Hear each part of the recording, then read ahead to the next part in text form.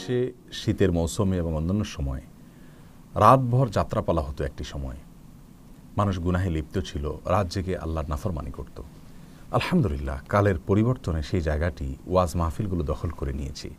এখন শীতকাল এলে আমাদের দেশের পথে প্রান্তরে, মাঠে ময়দানে ওয়াজের মাহফিলগুলোতে কোরআন এবং সুন্নাহর কথা, ইসলামের কথা এবং ভালোর পথে আসার জন্য আহ্বানের কথা আমরা শুনতে পাই। এটা ভালো দিক, আলহামদুলিল্লাহ। তবে ওয়াজ মাহফিলগুলোর একটি জায়গা আমাদের কারেকশন করা উচিত। বিশেষ করে মাহফিলের আয়োজনের সাথে যারা সংশ্লিষ্ট আছেন তাদের একটি গুরুত্বপূর্ণ দায়িত্ব। নিশ্চয়ই আমরা মাহফিল আয়োজন করে থাকি সওয়াবের জন্য, আল্লাহকে সন্তুষ্ট করবার জন্য, কিন্তু সেখানে এমন কোনো পদ্ধতি যদি আমরা অবলম্বন করি যার ফলে আমাদের বরং গুনাহ হবে, তাহলে সন্দেহ নেই যে সেটাকে সংশোধন করা আমাদের অবশ্য কর্তব্য। আর সেদিকটি হলো গভীর রাত পর্যন্ত উচ্চস্বরে বিভিন্ন দূরদূরান্ত পর্যন্ত মাইক দিয়ে ওয়াজ মাহফিল করা। এটা অত্যন্ত গর্হিত একটি কাজ, অযৌক্তিক একটি কাজ। ওয়াজ মাহফিল যে জায়গাটাতে হবে সেই প্যান্ডেলের ভেতরে সাউন্ড বক্স ইত্যাদি ব্যবহার করে তাদেরকে ওয়াজ শোনার ভিতরে মন্দ কোনো দিক নাই। তারা যদি রাতভর আলোচনা শুনেন, ইসলামের কথা শুনেন, ইসলাম শেখার চেষ্টা করেন এবং একসাথে ফজর পড়ে বাসায় যান, সেটাকে আমরা খুব বেশি নিন্দনীয় বলতে পারবো না। কিন্তু তিনি যদি রাত 12টা-1টা পর্যন্ত মাহফিলের ভেতরে তো বটেই, বাইরে প্যান্ডেলে বাইরেও মাইক দিয়ে ওয়াজ করেন, তাহলে সেক্ষেত্রে সে আওয়াজ অনেক অমুসলিমের কানে যাবে, যারা সে শুনতে চাচ্ছেন না বা বিরক্ত হচ্ছেন। অনেক শিশুদের কানে যাবে যাদের ঘুমের ডিস্টার্ব হবে, অনেক বৃদ্ধদের ঘুমের ক্ষতি হতে পারে, অনেকের সকালে ডিউটি থাকতে পারে, তাদের কষ্ট হতে পারে। ছোট বাচ্চাদের পরীক্ষা চলে শীতের সময়, নভেম্বর ডিসেম্বর এই মাসগুলোতে প্রতি বছরই পরীক্ষার্থীদের কষ্ট হবে, অসুবিধা হবে, স্কুলগামী বাচ্চাদের সমস্যা হবে ঘুম না হলে রাতে।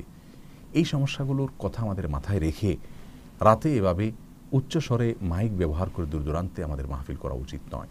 এ কথাটি শুধু মাহফিলের জন্য প্রযোজ্য নয়, একই কথা প্রযোজ্য রাজনৈতিক সভা এবং মিছিল ইত্যাদিতে এবং বিনোদনের নামে, কনসার্টের নামে বিভিন্ন প্রোগ্রামের সময় এরকম উচ্চস্বরে আপনার হাই ভলিউমে এবং বড় বড় মাইক ইউজ করে মানুষকে সেগুলো শুনতে বাধ্য করা, এসবগুলোই অযৌক্তিক।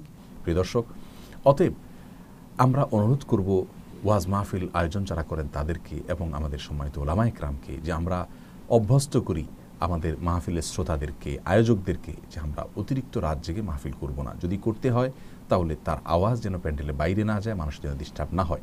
কারণ আমরা সকলেই জানি কোনো কাউকে কষ্ট দিয়ে, কাউকে বাধ্য করে, জোর করে ইসলাম শোনানোর কথা, কোন হাদিসে শোনানোর কথা আমাদেরকে কোথাও বলা হয়নি, বরং এর বিপরীতটি আমাদেরকে করতে বলা হয়েছে। এবং এই প্রসঙ্গে আমরা জানি সুনানে আবু দাউদের হাদিসে আসছে যে নবী সাল্লাল্লাহু আলাইহি সাল্লাম একবার ইতিকাফরত অবস্থায় তিনি শুনতে পেলেন সাহাবীরা সালাতের মধ্যে কেউ জোরে আওয়াজ করে তেলাওয়াত করছেন। তিনি পর্দা সরিয়ে তাদেরকে বললেন যে তোমরা সবাই তোমাদের রবের সঙ্গে কথোপকথন করছো, চুপিসারে কথা বলছো, নিবেদন করছো, এক্ষেত্রে তোমরা উচ্চ স্বরে তেলাওয়াত করে অন্য কাউকে কষ্ট দিতে যাবে না, কাউকে কষ্ট দেওয়া তো আমাদের ঠিক হবে না। এখানে লক্ষণীয় যে সালাতের মধ্যে তেলাওয়াত করছেন, আশপাশের কারোর ডিস্টার্ব হতে পারে, সেজন্য নবী সাল্লাল্লাহু আলাইহি ওয়াসাল্লাম বলেছেন উচ্চস্বরে না পড়ে আস্তে আস্তে তেলাওয়াত করার জন্য।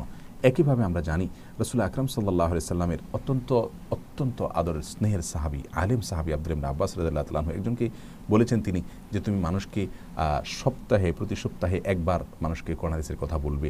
যদি 2বার করতে চাও তাহলে সেটাও তুমি করতে পারো, 3বারও তুমি করতে পারো, তবে এর অধিক তুমি করো না। কেন? কারণ এর অধিক যদি তুমি করো তাহলে মানুষ কোরআন দ্বারা বিরক্ত হবে। কোরআন এর কথা বলতে গিয়ে মানুষকে তুমি কোন অবস্থাতে বিরক্ত করতে পারো না, এটা তুমি করবে না।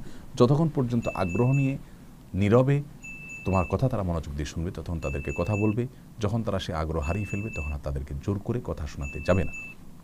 এই হাদিসটি বুখারীতে বর্ণিত হয়েছে। প্রিয় দর্শক, এ সকল হাদিসকে সামনে রাখলে আমরা দেখি যে ওয়াজ মাহফিল এর নামে আমরা রাত জেগে মাইক বাজিয়ে দূরদূরান্তে আওয়াজ পৌঁছিয়ে মানুষের ঘুমের ক্ষতি করি, মানুষকে কষ্ট দিই, বিরক্ত করি।